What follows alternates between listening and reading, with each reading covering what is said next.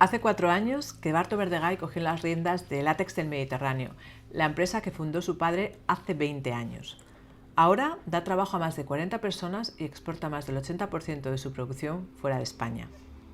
La crisis energética y las dificultades para acceder a fondos europeos no han desmotivado a Barto, que sigue apostando por proyectos punteros para seguir siendo competitivo en un mercado global. Nosotros nos dedicamos a la producción de espuma de látex, mayoritariamente para calzado, también hacemos bajo parqué y, por ejemplo, material deportivo como puede ser esterillas. Al final es un proceso de fabricación un poco complejo por el tema de la parte química, pero luego en cuanto a proceso es sencillo. Pero además son para todo tipo de calzado y además me contabas que exportabas a toda Europa. Sí, el tema de nuestra empresa es que al final nosotros a nivel nacional el porcentaje de ventas es de un 20% y a nivel internacional, sobre todo europeo, tenemos el 80% de las ventas. Y otra cosa que también me ha llamado la atención, aquí no ha habido problemas de relevo generacional, porque esta es una empresa familiar, sí, y tú has tomado el relevo, ¿no?, de la empresa. Sí, la verdad que ha sido un proceso, a ver, siempre es un proceso complicado el cambio, pero dentro de todo ha sido un proceso como muy llevadero, porque creo que al final las personas que estaban antes que yo vinculadas a la empresa tenían muchas ganas de que hubiese ese cambio, porque creo que eran conscientes de la necesidad y de los cambios que querían llevar a cabo, y al final también es su empresa y quieren verla lo mejor posible.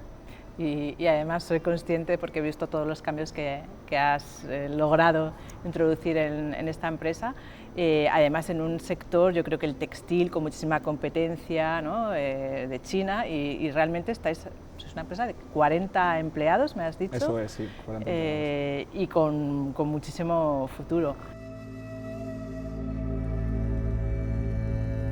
Cuéntame también cómo os ha afectado la crisis energética, porque hemos estado viendo que tenemos hornos, que teníais quemadores. Sí, nosotros a nivel energético utilizamos varias fuentes. Al final la principal es la eléctrica y luego también tenemos el gas, como te he dicho antes. El problema es que a partir de enero de este año ha habido como muchísima inseguridad respecto al tema de la energía, al tema del gas, subidas de precios, un poco de descontrol, desinformación. Entonces ha sido un poco caótico estos últimos meses. Pero bueno, al final todo se puede centrar y... Para que me haga una idea, si hablamos de subidas de precios, ¿tu factura de la luz cómo ha variado del año pasado a este? Pues mira, nosotros cuando empezamos rondábamos en torno a unos 15.000 euros. ¿15.000 euros al mes? Tu factura de electricidad. Sí, 15.000 al mes y unos 15.000 también en gas también. 15.000, 17.000, siempre hay un poco de variación. Pero a partir de enero empezamos a pagar en torno a los 27.000. Y la propuesta, porque claro, ahora es muy complicado con los fijos, sí, los variables, pues tú vas cambiando en función de lo que vas necesitando, pero sí es cierto que al precio, por ejemplo, que actualmente se está comprando la luz, creo que el último no sé si eran 4,50 de lo que se estaba hablando, las comercializadoras directamente no te venden a lo que tenías pautado y en contrato. O sea, si tú tenías un 0,19, suerte tienes si te lo venden a un 0,35. Entonces, claro, nos enfrentamos a que a partir de este mes nuestra subida se va a duplicar prácticamente. O sea, que pasas de una factura de 15.000 euros de luz mensual a una de 30.000. Sí, eso es difícil de soportar para una empresa, una pyme, pero una pyme de 40 trabajadores, es muy difícil, ¿no? Sí, porque al final, bueno, es un punto más y al final es lo que comentábamos antes, que eso se tiene que repercutir en algún sitio. La empresa no puede asumir todas las subidas que hay, siempre se tiene que repercutir en precio.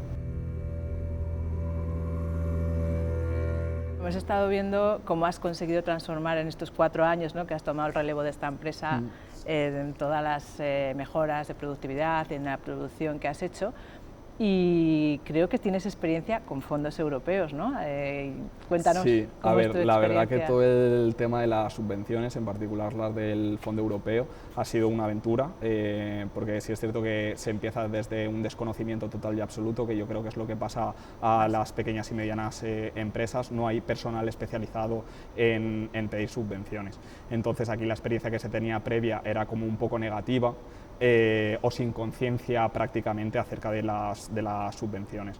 Entonces, un punto de partida muy bueno es buscar una consultora que te ayude y que te ponga en el mapa qué es, cómo se hace y te vaya guiando un poco en el camino. Eso fue fundamental, ¿no?, a la hora de... Para nosotros fue decisivo, sobre todo porque tú puedes tener muchas ganas de hacer cosas y de cambiar y demás, pero al final sin un poquito de ayuda es imposible asumirlo todo. Sí, eso es lo que nos han contado, que no saben dónde acceder a ellos, no tienen información y al final, bueno, pues tú has conseguido que te hayan guiado. Y cuéntanos, ¿has recibido fondos europeos? Sí, nosotros hemos recibido varias ayudas relacionadas con los fondos europeos, tanto de digitalización como de puesta en marcha de proyectos renovables en cuanto a energía y demás. Por ejemplo, nosotros ahora, lo que te comentaba antes, de que hemos cambiado el techo, porque nosotros en particular teníamos fibrocemento y estaba contaminado con amianto, entonces para poner placas teníamos que cambiar el techo de la empresa y ahora mañana empezamos a poner las placas. ¿Has recibido ya esos fondos del proyecto de energía solar? Bueno, como hemos comentado antes, es un proceso un poco lento. Sí es cierto que es un acto de fe, al final tienes que entregar todo el papeleo y todo el trámite que te piden, y sí es cierto que desde que tú inicias el proyecto hasta que te puedan dar la ayuda puede pasar un año y medio en recibir el aporte económico. Entonces sí es cierto que aquí, como hay muchas ganas de cambio, nosotros hemos asumido como todo el coste, esperando que ese 30% nos llegue y nos ayude a pagar todo el proyecto. O sea, habéis tenido la posibilidad de hacer frente a esa inversión, entiendo, que además, si me cuentas que desde que se piden los fondos hasta que se reciben puede pasar un año y medio, también os habrá afectado bastante la inflación, ¿no?, me imagino. Sí, a ver, al final aquí está subiendo todo, es que ya no es solo la electricidad, nosotros trabajamos con muchísima materia prima, el látex, por ejemplo, la base es butadieno y estireno y también suben, entonces todo eso al final tienes que repercutir, los tejidos, el transporte, todo claro. Sube. Entonces al final es una suma de muchas cosas. Pues muy buena noticia, ¿no?, que por lo menos veamos una pyme que realmente va a aprovechar los fondos europeos y en este caso, bueno, para todo el cambio de transición energética, también hacéis proyectos de innovación. ¿Has presentado algún proyecto de cómo mejorar tus procesos, de economía circular? Sí, a ver, el tema de la energía circular es cierto que es un proceso un poco más complejo. Ayudas como tal todavía no hemos presentado, pero sé que se van a abrir porque al final constantemente hay como partidas presupuestarias nuevas para diferentes proyectos y demás, entonces tenemos la idea del tema de lo que se desaprovecha, por así decirlo, del residuo, claro, de cómo poder gestionarlo y reubicarlo y que sea de la mejor forma posible.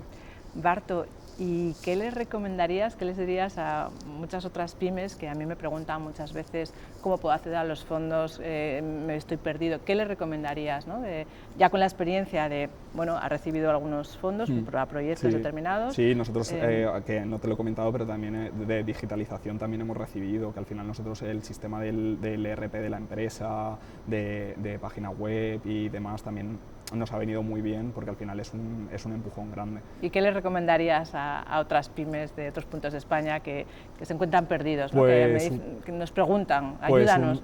Un poco que no pierdan la esperanza al final, que sí es cierto que aunque no haya una persona que se vaya a encargar en específico porque no tenga la formación o no tenga la experiencia, que a día de hoy hay consultoras muy buenas que te ayudan a ver si lo quieren hacer de forma interna. Es un proceso que al final se puede conseguir, puede ser un poco más trabajoso, pero que si no tienen el tiempo, el recurso o demás, que se vayan a una consultora y que los asesoren, porque hay consultoras muy especializadas en fondos europeos. Quiere decir que tu interlocución con las administraciones local, regional o autonómica, esa no, ¿cómo ha sido?